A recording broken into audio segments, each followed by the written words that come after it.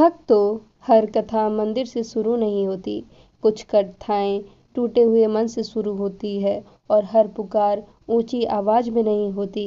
कुछ पुकार आंखों की नमी में होती है।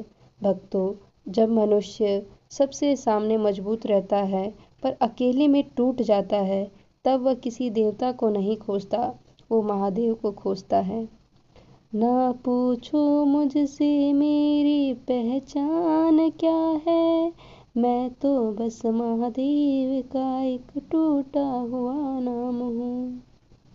भक्तों, यह कथा है एक ऐसे मनुष्य की जो न तो बड़ा भक्त था, न ज्ञानी, न तपस्वी।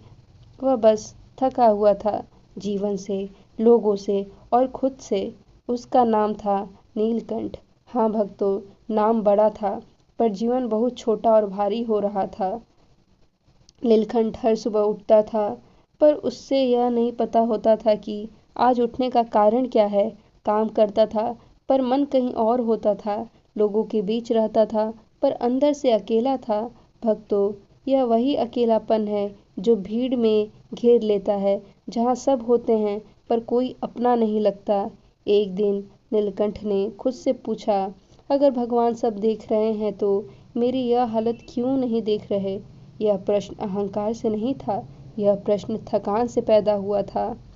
भक्तों, वह दिन सोमवार था। शहर के बाहर एक पुराना शिव मंदिर था। न भीड़, न घंटियों का शोर, बस मौन। नीलकंठ बिना कुछ सोचे वहां चला गया। न पूजा की तैयारी, न फूल, न बेलपत्र, बस खाली हाथ और भरा हुआ मन। मंदिर में एक पुराना शिवलिंग था, टूटा हुआ चबूतरा, घिसी हुई मूर्ति। पर भक्तों, उस मौन में कुछ था।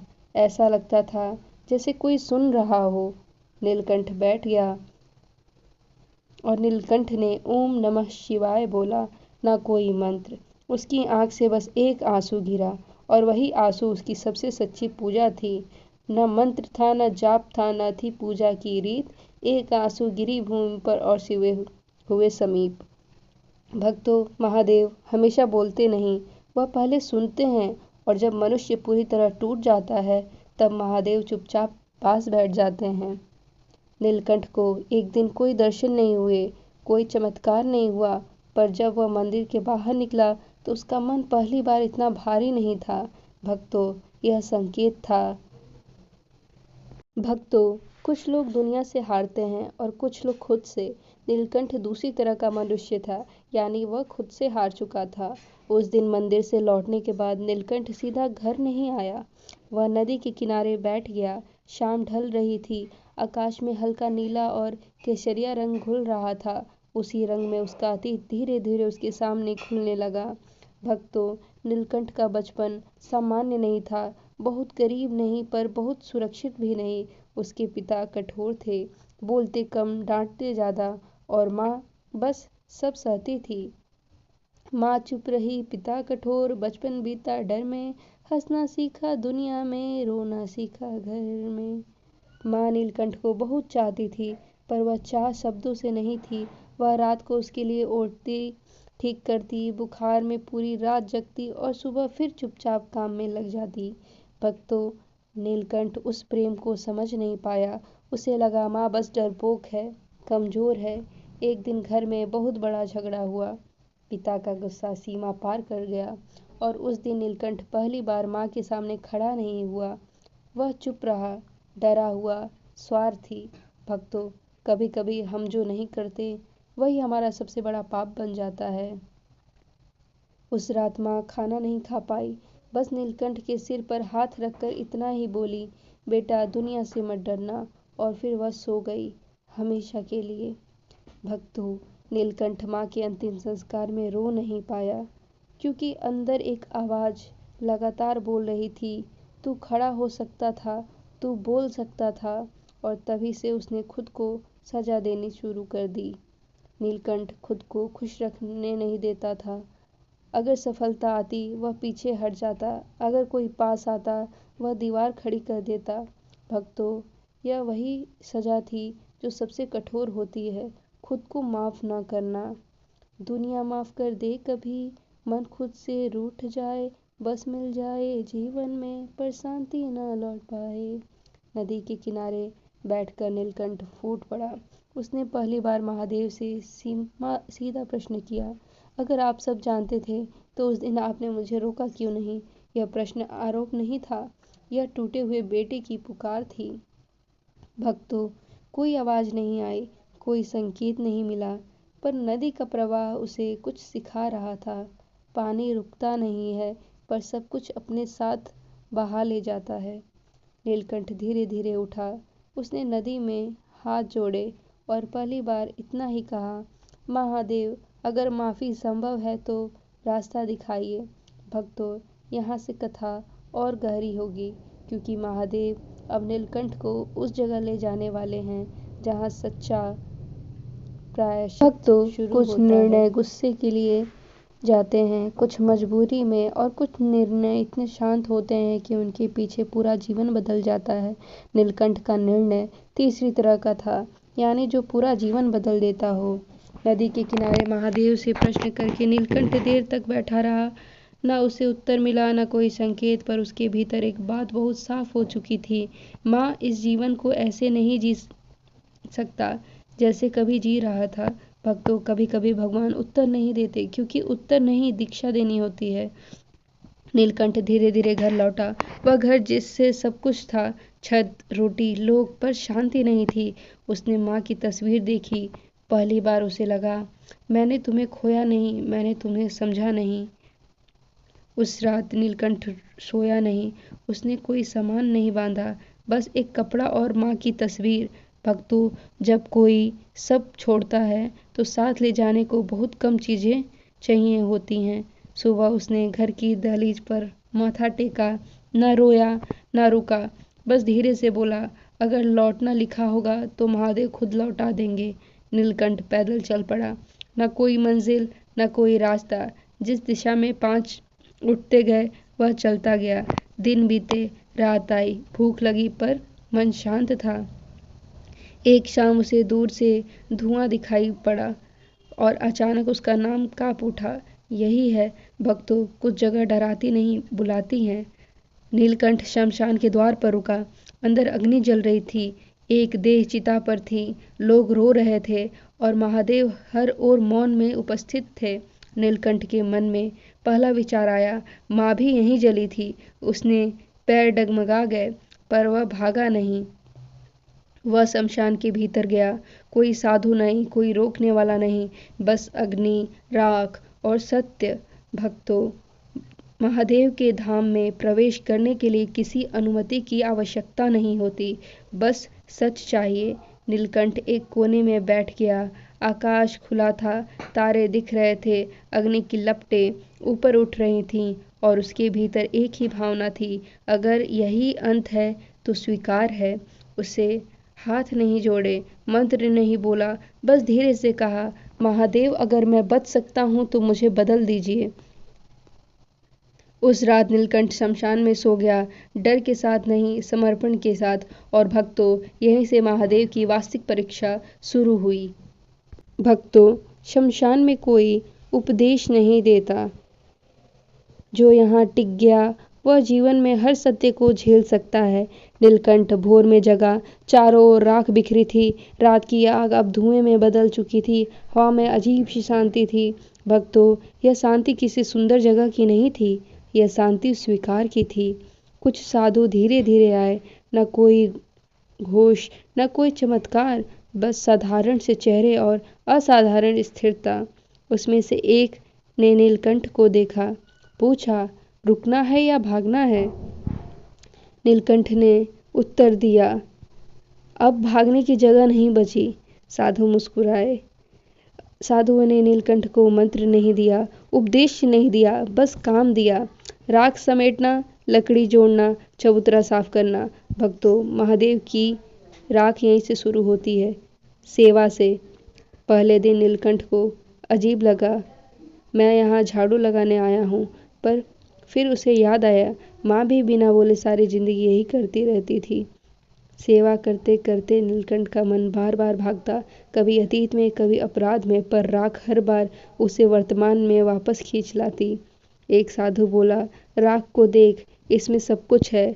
राजा भी, भिखारी भी, महादेव इसी समानता के देवता हैं।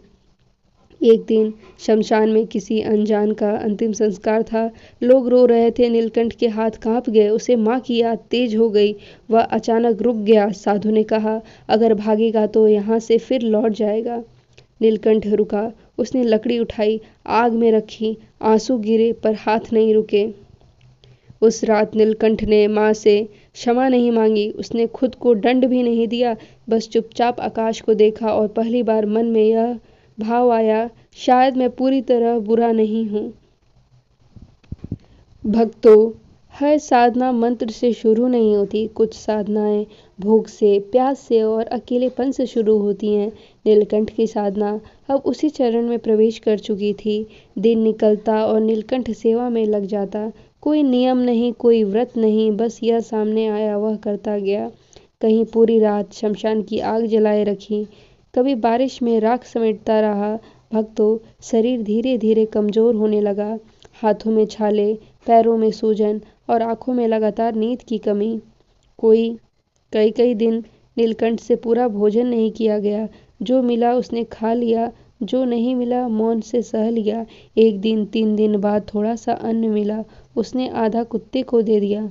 भक्तों, किसी ने नहीं कहा था, पर महादेव की दृष्टि वहीं ठहर गई। एक रात नीलकंठ बेहोश होकर गिर पड़ा। बुखार तेज था, सांस भारी। साधु आए। किसी ने हवा नहीं दी, बस माथे पर राख लगा दी। भक्तों, महादेव हर पीड़ा तुरंत नहीं हटाते।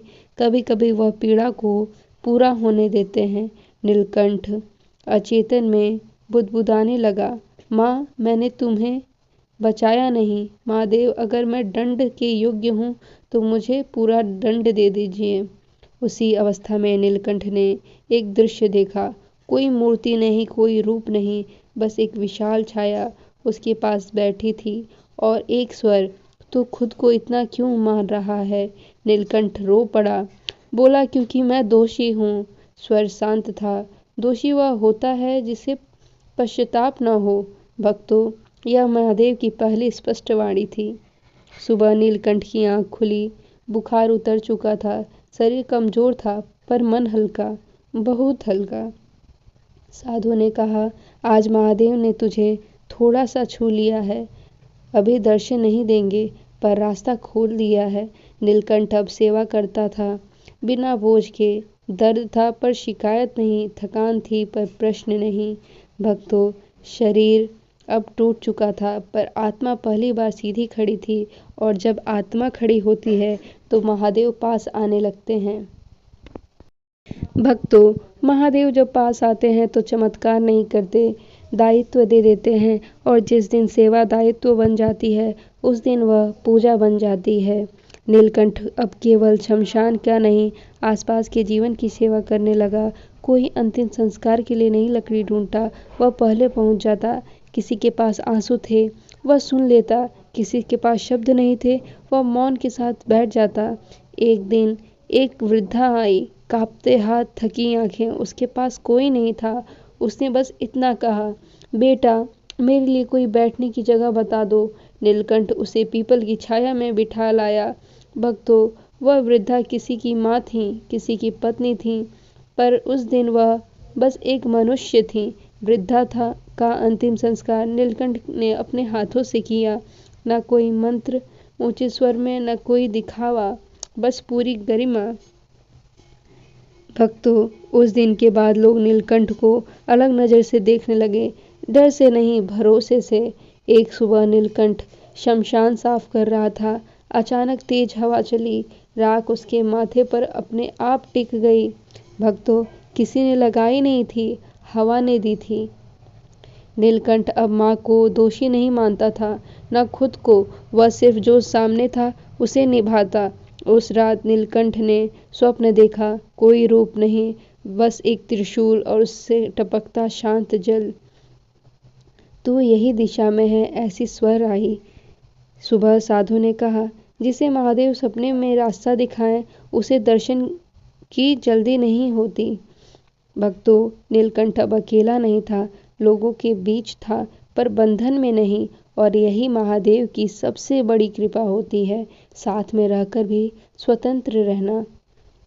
भक्तों, महादेव कभी सीधे वरदान नहीं देते। वे पहले मनुष्य को उसकी सीमा तक ले जाते हैं और जो वहाँ भी अडिग रह जाए उसी को अपना मानते हैं। एक दिन राजा के सिपाही शमशान पहुँचे। उनका आदेश था, यह भूमि अब राजकीय है, यहाँ अब कोई नहीं रहेगा। लोग डर गए। शमशान जहाँ कोई रहना नहीं चाहता वही अब छीन लिया जा सकता है।